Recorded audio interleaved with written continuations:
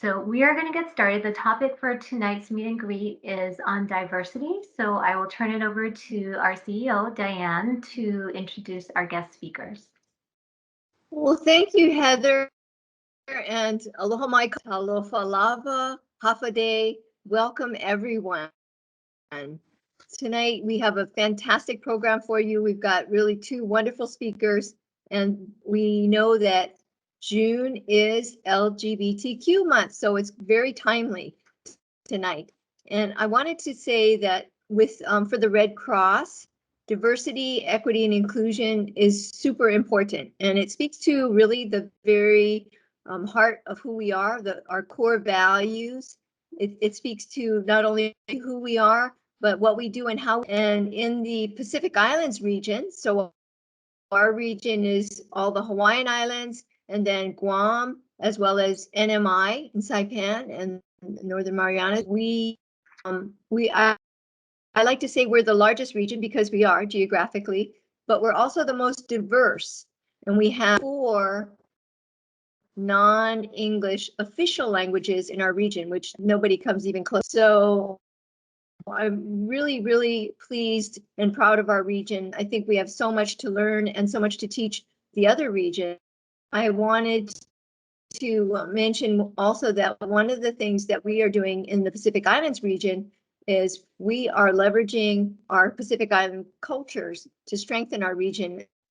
And this is part of our vision for what we call One Ohana. So if you saw the movie Lilo and Stitch, anybody see the, and if you're not from Hawaii, you might think that Ohana means no one gets left behind, but it actually means family. And we can talk all about that some other time, but we are really trying to incorporate the cultures, the rich cultures of the Pacific Islands to strengthen us, and we want to leverage those. One example that I could share with you is in our bi-monthly staff meetings. I asked each time that one member of our team would step up and share their mission or their Red Cross story. How did they get involved in the Red Cross? And the stories that we've had, absolutely chicken skin, very emotional and moving, and they renew our dedication to the Red Cross mission, but they also let us be authentic and share our cultures. So tonight, we have asked a very special person to come forward and share her personal story with us. So I want to introduce our keynote guest speaker tonight. Her name is Ms. Jayleen Chun, and Jayleen Chun is a proud, educated Samoan fa'afafine. And if you're not familiar with that, stay tuned. She loves to serve her people in various capacities, especially through education. She volunteers quite a bit in the fa'afafine and the LGBTQ community in American Samoa. She also makes time to work with other nonprofit organizations like the Red Cross tonight whenever she has time. So with that, please join me in welcoming Jayleen Chun. Yay. Hi, Jayleen. Before you start, I want to just let everybody know that we are recording this session. And if I could ask everybody to turn off your cameras and your microphones so we can spotlight Jayleen and our next speaker. Thank you so much, everybody. Okay, thank you so much for this wonderful opportunity.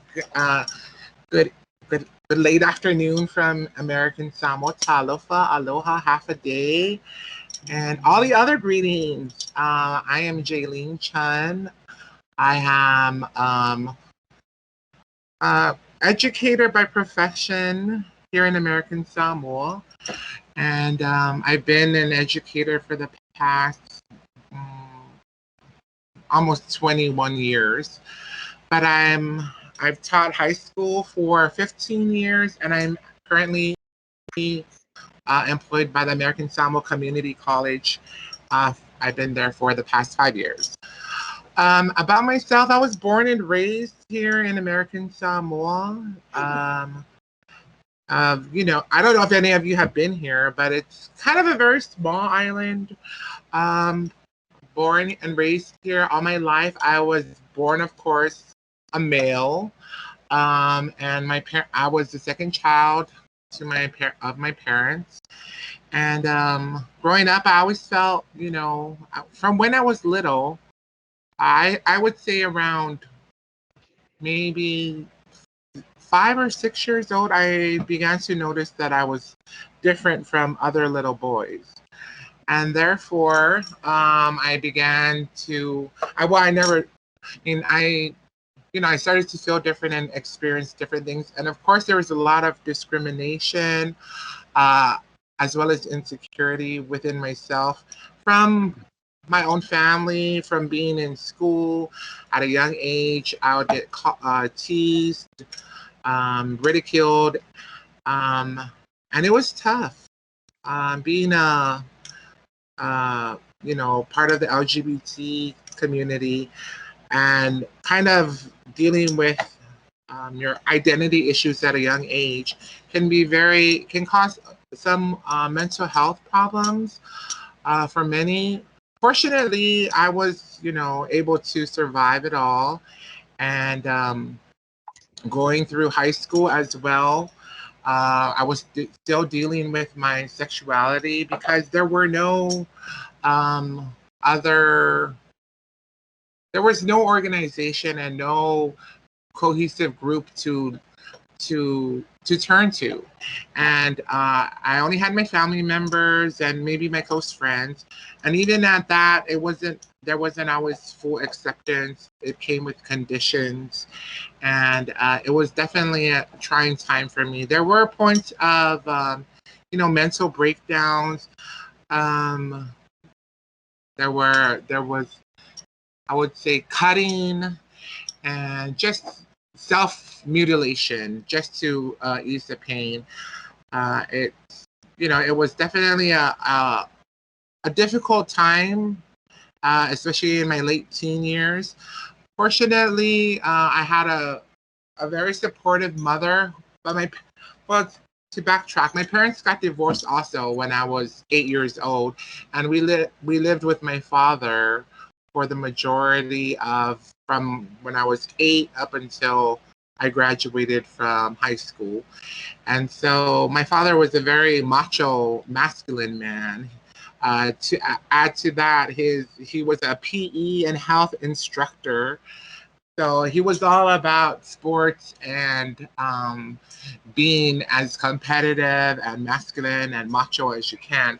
So there's me, the second child. My older brother, the first child, was the all-star, all-American, and then here comes child number two. Uh, for the lack of a better term, the freak. And my father put me through hell a lot of the time while I was growing up, and it caused me a lot of emotional and, like I said, mental health problems. But being away from my mother made it even tougher. So once I graduated from high school, I was able to, thankfully, I did well in school. I was a very good, studious student. Even though I was facing a lot of problems, I was able to graduate at the top of my class. I got 2 scholarships, and I decided to leave American Samoa for the first time after high school to attend college. Well, I ended up going to Marquette University in Milwaukee, Wisconsin, and that is where I finally was free to be the me that I wanted to be. That's also where I, was able to develop further a better relationship with my mother, and really find myself. College is where everybody kind of finds themselves, and I definitely grew a lot being away from American Samoa, and thankfully I was able to come out, admit to myself who I was, attain my true identity as a back then. I mean, I didn't think the word transgender was very popular, but definitely fa'afafine for us here in American Samoa was the term. And I finally came to grips that I was who I was. Fortunately, yeah, I graduated on time from Marquette University. I didn't want to, pile up more student debt. And then I decided to return home. Return home to my island because as much as it was difficult growing up here, I still felt a connection to my own island. So I returned home, and the first job they offered me was being a teacher. So it wasn't my major. I majored in sociology and anthropology as a minor, and they offered me a teaching job. So I took it. And my first semester was a big crisis because I wasn't trained, or I wasn't ready to be a teacher. So it was definitely not the best experience. So after my first semester of being a teacher, I kind of quit being a teacher and I applied for a different job. So I went in and worked as I went to work for the Power Authority in their logistics division, and that's where I was for a year. And then, but being the teaching experience still kind of lingered in the back of my head.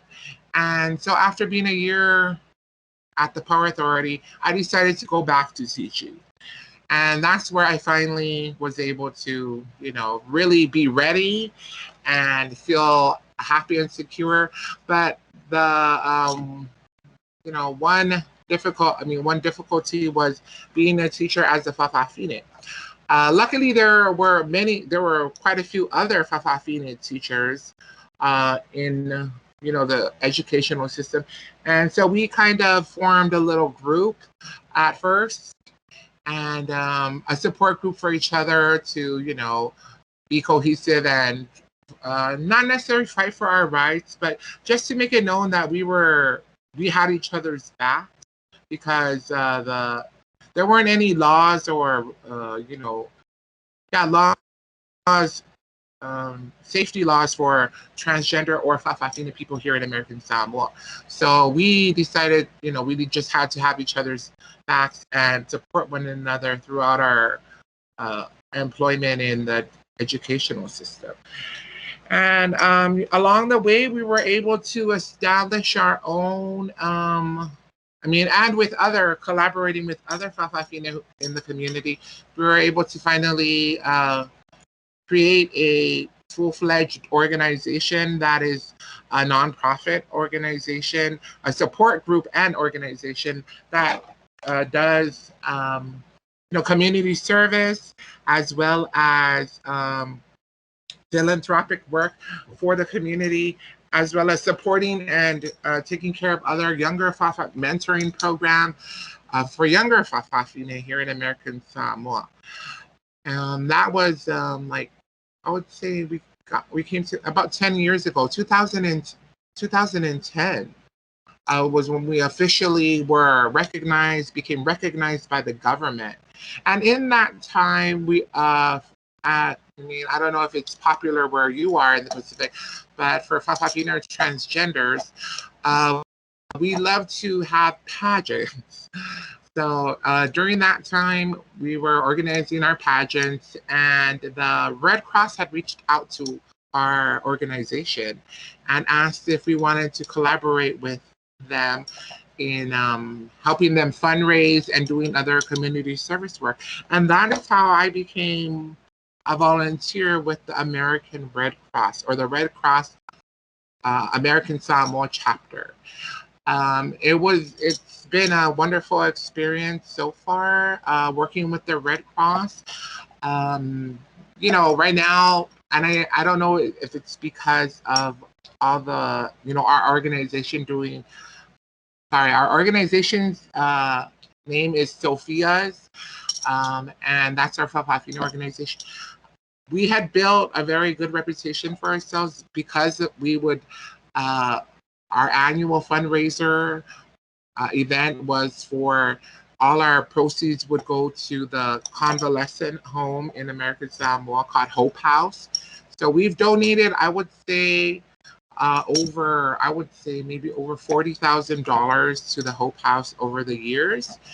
And then to the American Red Cross, we have donated maybe, I want to estimate it at around $7,000. That's just from our pageant donations. But on, you know, we also have what is it? Sorry, our deductions we have for our donations to the Red Cross, where we have payroll deductions, and a lot of our members are on that also. We each give at least $5 donated to the Red Cross from our local Red Cross chapter from our paycheck. So yes, definitely that being Sophia's had helped me and become a member of the Red Cross. And Sophia's, being that it was only mainly for the Fa'afafine population, I had noticed that, or a few of us had noticed that there was no actual LGBT organization in American Samoa. A lot of the members who were coming to join Sophia's were also not necessarily Fa'afafine, and some of them were, I would consider them maybe a member of the LGBT. I don't know what, I couldn't label them, but they were just, I want to say queer, for the lack of a better term, and no native term to represent the LGBT community here in the Samoan language. That's why we all fall under the term Fa'afafine for now, because even our own culture or language community, we haven't had a forum or a conference on the Samoan language to update it and include gender diversity in the language itself, as well as any other newer vocabulary words that have been added to the American or English language. So from there, like I was saying, we wanted to establish, an LGBT organization here in American Samoa, and it was difficult. It's somewhat difficult because American Samoa is a very religious country, a religious territory, and although most people do accept and tolerate Fa'afafine, there's still a fine line that many of them don't allow Fa'afafine to cross, which includes like marriage, and a lot of the legality and the legal and religious boundaries are still intact. So we do have a few gay couples who had gotten married off island or in the mainland US, and their marriages are not recognized here in American Samoa, which is a very sad thing. And that's one of the reasons we also wanted to, set up, try to organize and create an actual LGBT focused group or organization here. And I'm still met with obstacles because, like I said, the religious and legal and cultural struggles that people still face. So therefore, our organization isn't recognized yet. Our new organization, which we call Impact American Samoa, and Impact is an acronym for Inclusive, Multifaceted, Progressive Activists Changing Tomorrow. I've started it at our local community college where I teach, and we've been slowly making waves in our community and our yeah, just in our community. And I know it's going to be a, you know, a rocky road, but we do want to eventually reach the status that most LGBT people in the United States have of full equality, marriage equality, and you know, just other legal benefits that come with being just a citizen or national of the United States. Yeah, but being a Red Cross volunteer has taught me a lot, allowed me different experiences. I'm sure you're all, you know, all are going through the same thing. Currently, I haven't been able to do much work with them. Our local volunteer Red Cross coordinator, Leilani, has always been reaching out to me since December to come, you know, help with the various events and activities going on for the Red Cross. But I've just been so super busy as a teacher, and also with my with Impact and Sophia's. On top of that, I volunteer as the coordinator for the American Samoa Volleyball Association. I am the treasurer secretary as well as the league coordinator. So I plan and coordinate all the volleyball leagues and tournaments nationally in American Samoa. And the nice thing about that is that volleyball is the favorite sport of the Fa'afafines. So we have our own special own special division in American Samoa that is specifically for the Fa'afafine teams. And currently we have 6 Fa'afafine volleyball teams in our American Samoa Volleyball Association, and they have their own division.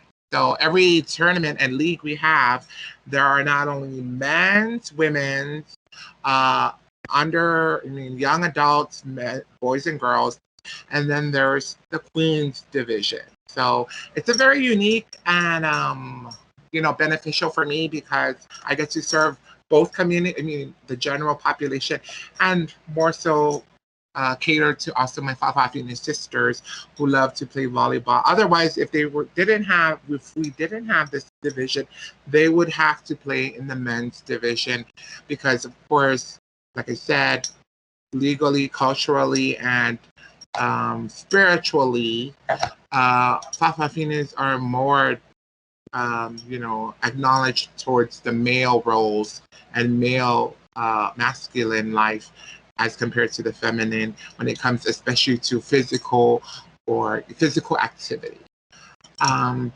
But yes, that's kind of about me. I'm sorry, I feel underprepared. I've just been so busy. Even Cindy has been emailing me a lot and making sure I'd be here, but I wanted to make sure I was here to share with you all and let you guys see a volunteer from American Samoa and one who is a Fa'afafine, and just hear a little bit about me and what I'm about. So I think that's me in a nutshell for now, but I'll entertain any questions that you might have. Let me Thanks, just jump.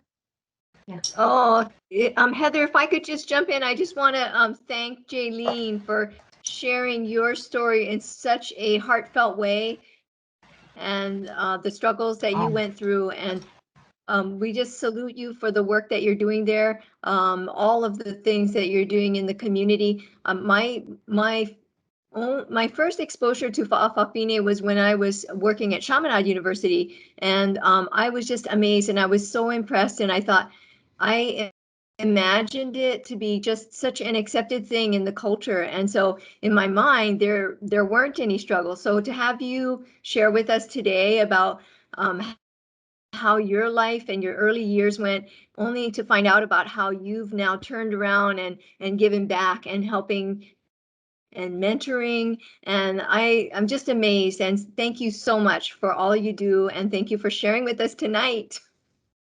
You're quite welcome, Diane. Yeah, I wanted to comment on what you said, that you had experienced Fafafines at Chaminade, and probably a lot of them are my colleagues now because a lot of them graduated from Chaminade University. So that's great to hear that you had a good experience with them. Yeah. And growing up as Fafafine isn't easy, but once you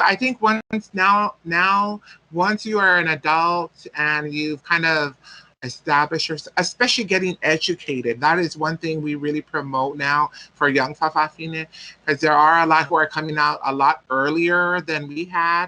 A lot of them are in even elementary school. We see them. And we tell them that you need to focus on your education. Otherwise, your voice is going to get muffled, or your parent or the society is not going to acknowledge you as well as you would want to without that education. So education is definitely a big thing for our Fafafina and Sophia's, our group, promoting in our community. Awesome. Thank you so much. Great. We'd like to open it up for questions now before we move on to our next speaker. So if anyone has a question, feel free to click the raise your hand button and take yourself off of mute, or you can type in your question in the chat box. Or can we just ask it? I can't find my other part. Yes. Yeah. Yes, go ahead. Yeah, this is Dan Kogar, American Red Cross Guam. And first of all, thank you very much. My question is, of everything that you talked about, the impression I got, the thing that you was most comfortable with was about the involvement in the volleyball tournament. And my question is, has your involvement in that volleyball tournament, has that volleyball tournament helped a lot as far as the community overall, except in your organization? Thank you. Yes, definitely. Was it Dan? Yeah, being involved in the volleyball association here, as well as having, like we said, our own special division for the Fafafine teams to play amongst themselves, has definitely helped better awareness and diversity, because I don't know if you have any exposure or experience with maybe transgenders, and more so Fafafine. I don't know how to exactly pinpoint it in maybe American or English language, but I would say transgender would be the closest. But it's not only transgender, because Fafafine are kind of, it's just unique. They're very dramatic. They can be loud. They can be flamboyant. They're just all over the place. There's a big variety, but for the most part, a lot of them are loud, kind of, very out there. So the division, when we do play, it's quite entertaining to the community who come out and watch our volleyball tournaments. They actually do prefer to watch the Fafafines games compared to the men's and the women's, because it's like awe-inspiring to them, as well as entertaining, because Fafafines are just kind of not loud in a bad way, but they're very vocal. They're dramatic. They're very dramatic on the court. It's like you're watching a very entertaining, dramatic soap opera volleyball game. So, or kind of even a comedy soap opera, for the lack of a better way to describe it. But yeah, and in that sense, it kind of breaks down barriers for people who have more, maybe still have some forms of discrimination against Fa'afafine and LGBT community. And sorry, with that said, also, we've also had in our Fa'afafine, what is that? Division of the volleyball, it has a lot of, like I want to call them gay because they're not, Fa'afafine are more feminine in features and the presentation of themselves, as as compared to gay men who are not. So there are a lot of, I would say, gay men who are now going to be labeled as Fa'afafine who play in our division too. The Fa'afafine division, they look like men, and but they play along with the Fa'afafines, and they're labeled Fa'afafines because we don't have any term for gay man in the Samoan language. So yeah, and they're accepted still. People still cheer for them. It's become not normalized, but it helps with breaking down barriers and having exposure to for people in the community who come out and watch the games. Thank you. Thank you. Thanks. Do we have any other questions?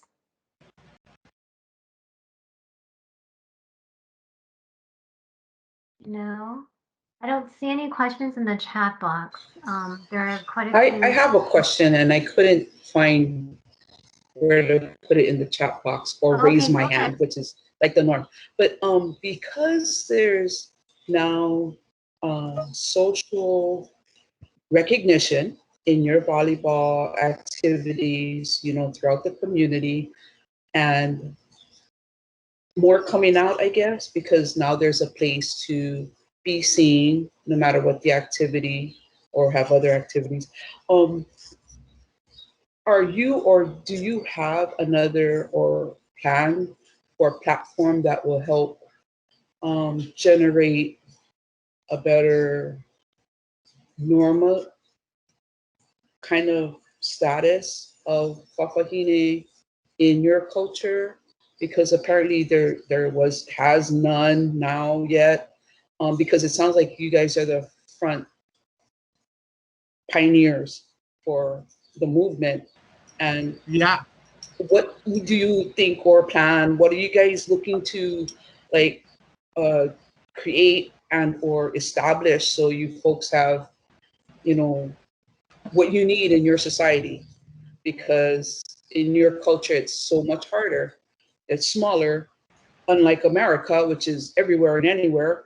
I'm sure there's going to be a lot of roadblocks, barriers, but I was just wondering what you guys going to do more or next, since you guys got it going on already. I'd like to help anywhere.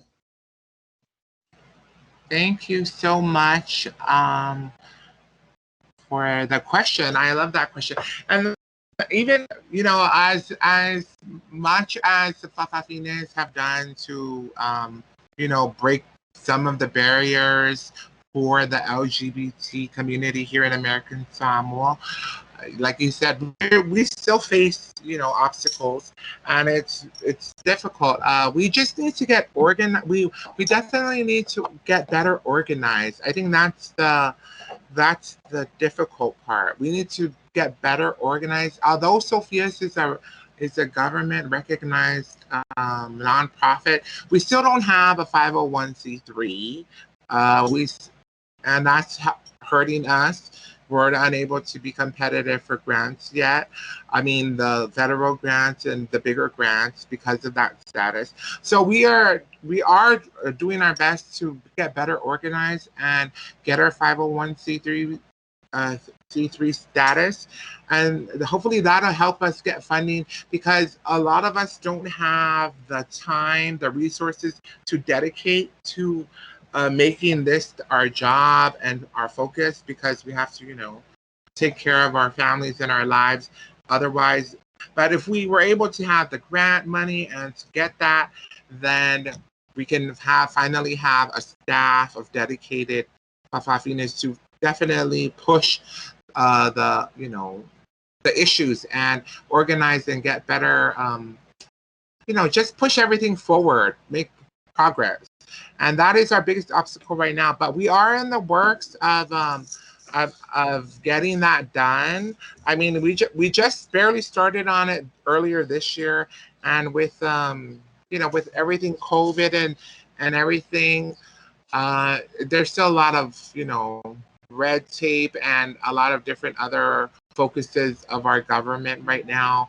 So it's definitely going to be a slow process, but we are going to be moving forward and getting our 501. Hopefully by the end of this year we'll be done and ready with it, so we can be better equipped to get more funding from different avenues. One more question. Are Yeah. you folks on a social media account that we could either follow to help, or, because I don't know what you guys are doing when you're doing it, but if there's a way that your information, knowledge, and or progress is out where we can find it or can be a part of, and then know like there's a time when you guys are doing some kind of rally or something, stuff like that. I totally join your social account. Oh, Bring thank that into the you. chat and I will follow it. Yes, Do you have that? definitely. Awesome. I'm gonna do that. Yep. Support that. Who is this? I'm sorry, I don't know what your name is. Sorry. Sorry, no, my name is Rose and I'm Oh, you're the on the Big Rose Island right now. Satori. Okay. Yes. And I Yeah. I want to support what's happening in your culture. We here in our culture are probably the same, where we're not at that level of how the mainland America has functioning groups and stuff. It's just because the culture is so closed to new concepts of humanism, but because of not just the diversity that's happening on the mainland, or this Asian hate thing that's come about. This with you folks, Fafahine, and I would say Fafahinis here have not been able to, like you are trying to organize and or gain cultural first recognition and societal recognition, and get your foot in the door as who you are, and be able to say that, say that's your truth without getting some kind of slap in the head, or, from your uncle or whoever. But because of, I think, the smallness of our culture and that closeness of our culture's perspective, I think we need to help each other, because we're not far from it's just water. We can jump in the pool. Yeah, but I think We can because of do the Moana. yes, we can help connect across the water through technology now, and I totally want to help that. And then, in the broader scope, hold hands with others on the mainland too, because I'm sure there's others of our cultures there who also, if there's a way to gather, with like of us, that would be like really good. But I'm sure they're like in their small little bubble in wherever they're in the world of America, suffering on their own. So it's kind of like I want to help reach out. Yeah. And however you guys want to do it, and whatever venue that is, I just want to support if I can. Rose, sorry to interrupt. Thanks for your question. I think Jayleen did put in her social media information in the chat box. We're kind of running out of time. We have one more speaker. We do have one question though, so we'll just let Flynn ask his question, and then we're going to move on to our next speaker. So Flynn, go ahead. Talofa, Jayleen. My question deals with, we lived in American Samoa about 20 years ago. And while we were there, the Sophias had beauty pageants, and the contestants in the beauty pageants were sponsored by different Catholic churches. And at the same time, you talked about how religion may be kind of anti Fa'afafines. So could you talk a little bit about that and maybe the tension involved with that whole situation? Thank you, Flynn. Sorry. Yeah, no, I I didn't mean to. I hope I didn't that didn't come across wrong. There is acceptance in religion. Fafafinas do participate in church and in village cultural practices. They're fine. Fafafinas are depended upon in church a lot to help coordinate and run programs, help with fundraising, cook, wherever needed. Fafafinas are there doing the community service and are well depended upon. I would say probably because they're multi-talented. They are also what is it?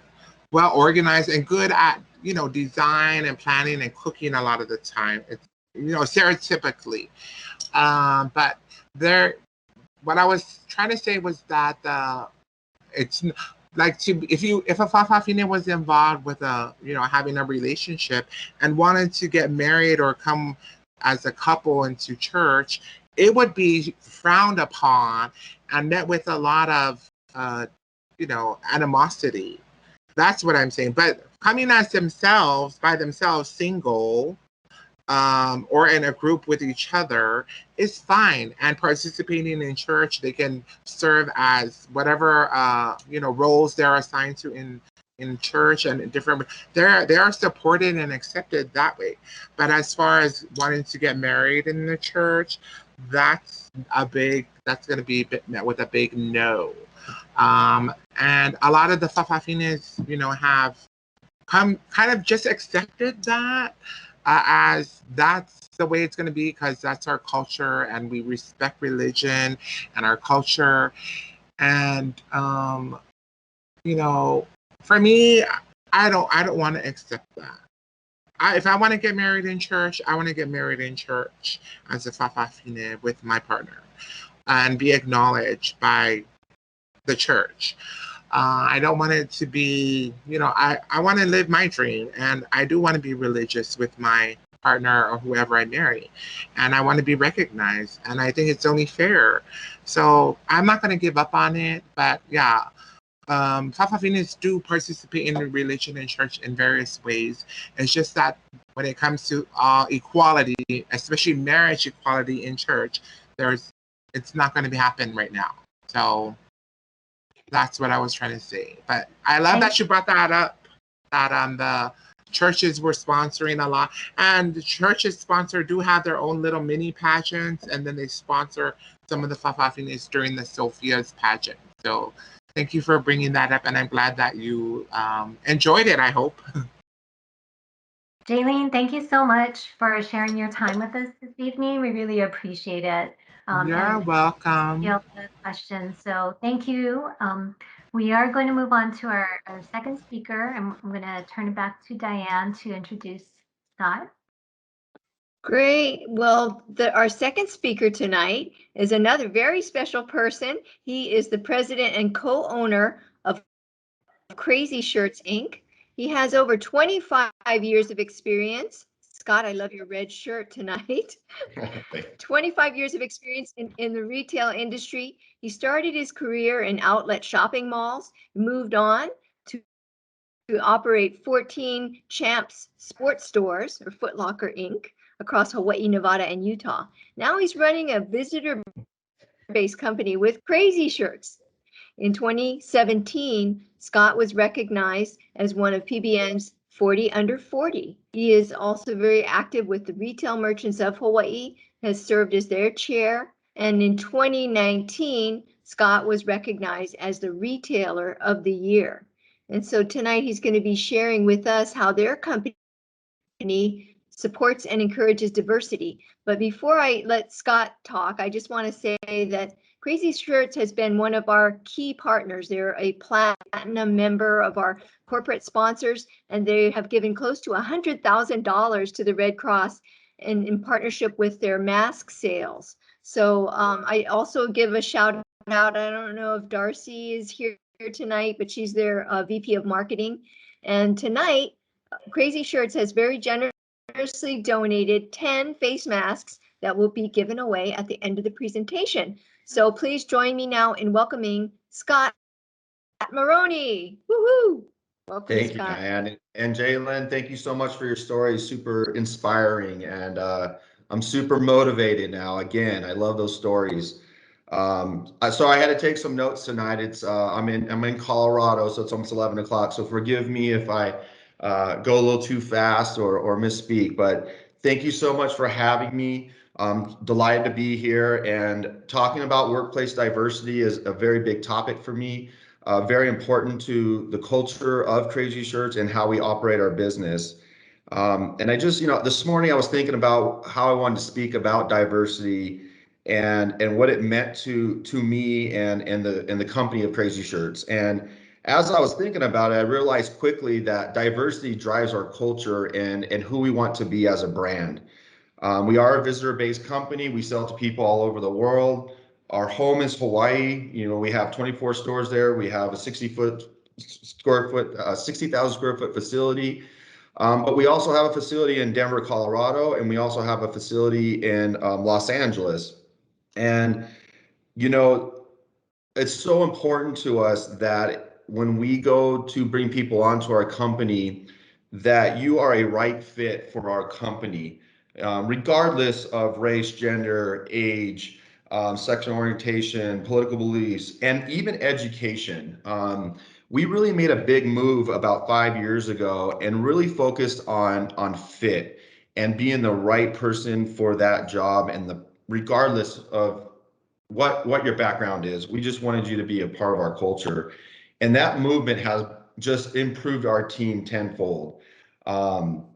And I'm a true believer that having a wide range of diversity in your business creates a ton of creativity.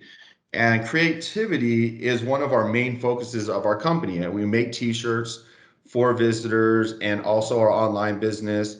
But it's just not the creativity of the products. It's creativity of everyday life, our processes, how we do things, change, thinking differently. And by having a wide range of dynamic people, which we do, creates a special environment for us. And I couldn't be any prouder. One of the stories I want to share with you guys is, I would say about 5 years ago when I became part owner of the company and was moved up to president, one of the struggles we were having was some of our store managers in our stores leaving, and I couldn't quite figure out why we were missing some of our store managers, or they chose to leave. And I learned quickly going through some research that it had to do with our employee handbook and our rules on, how many tattoos you were showing on your body, what color hair you wore, stuff like that. And I immediately ripped out those pages and said, we are not going to look at it that way ever again. If they fit in a great personality and they're going to be great for our stores, we need to hire them, because if they are comfortable in what they are doing in their personal life, they're going to show that on the sales floor and to our loyal fans. And when we did that, our store manager turnover line went to less than 10%. We really allow them to express themselves and really allow them to be who they want to be in our stores. And wow, talk about an instant turn on shine. So we are a really big believer in this. And a lot of people ask, like, well, how do you determine, if they're a right fit and all that? We do use tools like Predictive Index, and we put in there what we're looking for. Like, what are we looking for that job? And if they fit that job, they're going to get that job regardless of anything, really.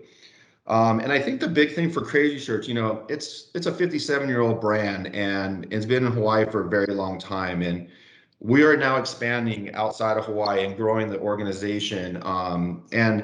The last year was very, well, 2020 was very difficult with the pandemic. No visitors, no business. But our group came together and did everything they can to support the company and get us through that time. And I'm glad to say we brought back 90% of our workforce when everything came back online just a couple months ago.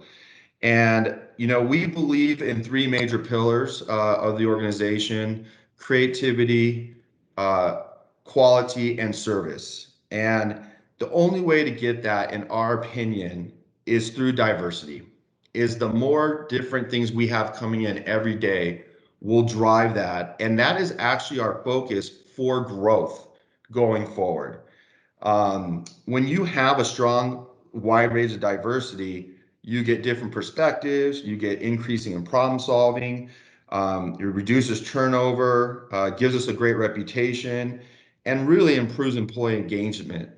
And, you know, I couldn't be so proud of the team that we have built, especially on our manager line and up. And I'll just share a little quick story. It actually happened today, so the timing was perfect. I'm in my Denver facility this week, and the supervisor crew that came in asked to speak to me and asked to go into the boardroom. You know, most of the time you're thinking, okay, what is this about with operations? And the dynamic of this team is a 6'7" African American male, a 5'5" actually female who's considering a sex change, who is awesome with us, been with us for over 4 years. A local boy from Waianae that we moved up here about 4 years ago. And then we have 2 other great supervisors as well in the building. But when they came in, I was thinking about this. Wow, what a good! I'm looking at them, going, wow, what a perfect time to have this happen to me. Was looking at them and looking and going, wow, we're doing a good job with this. And honestly, all they asked me for approval today was, can we have a movie night in the parking lot for our team? We're ready to get our team together. We've been doing the social distancing and trying to be safe within the building. And they wanted to just bring their team together and get a blow up movie theater screen and have a movie in the parking lot. And I immediately said, yes, and can you please invite me? And, they were extremely happy. And this has nothing to do with sales. This has nothing to do with work that day. This has to just do with that team. And to me, that's creativity that's going to be remembered by the rest of the staff in there to allow that. And I'll be honest with you, I wasn't thinking of that. None of the executives were thinking of that. And they brought that to us today. I was so amazed and that they were thinking about their team and what's good for them, and they want to make sure that they build a strong culture out there. Diversity is even one of the main things on when we do our reviews with people, and it's one of the top 3 things that we talk about. How you evaluate diversity, what's your involvement with diversity, so I just can't emphasize enough how important it's been to us, and we do think it's our future of growing the business to really, really, really have a strong growth of our future with the company. So so I think that I wanted to stay on the workplace diversity. I hope that was good, Diana. Diana, I'm open for any questions. I know we're almost short on time. I want to respect that. So if anybody has any questions for me or has questions about Crazy Shirts, I'd be happy to answer.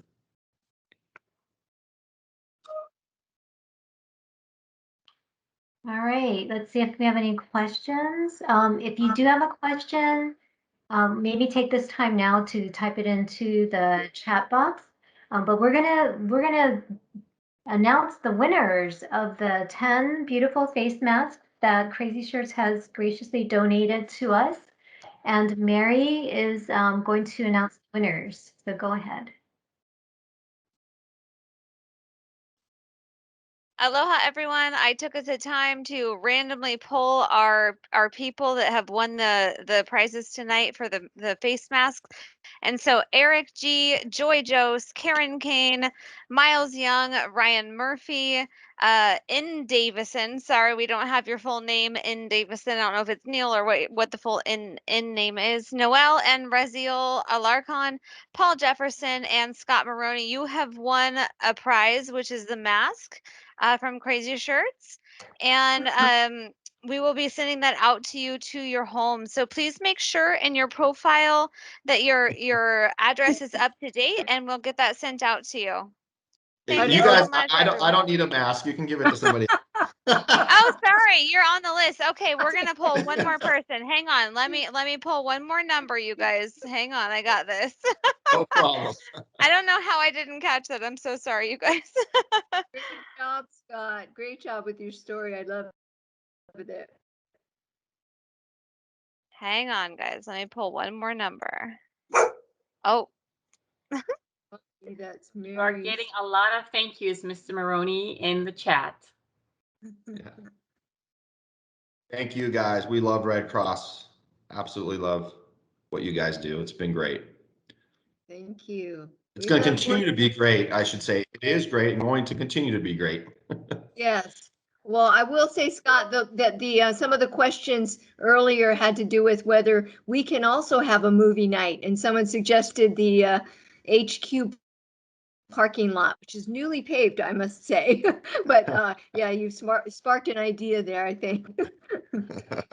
just so everyone knows, Emmeline Palandi, you were the last winner. So thank you so much, Emmeline. Yeah. Nice. Great. Mahalo. Thank you. Thank you, Scott, for your time. I know it's late for you there. Thanks for jumping on this meet and greet with us. We really appreciate it. Thanks for the donation of the mask. Congratulations to all our winners. We will mail them out to you in the next week or so. Thank you everyone for joining us tonight. Remember that we will log in your volunteer hours for you after this event, so you don't need to do that. We are going to have another meet and greet coming up next month. It's a little bit sooner than we normally would, but we will be sending out an invite for that within the next week or so. And thank you for joining us. So have a great rest of the evening, everyone. Thank you, everyone. Thank you. Thank you. Thank you, Heather. Thank you. Aloha. Thank you, Heather. Bye-bye. Thank you. Bye. Grab Bye. a slice of virtual pizza Thank on you, your way out. Bye. Good job, guys.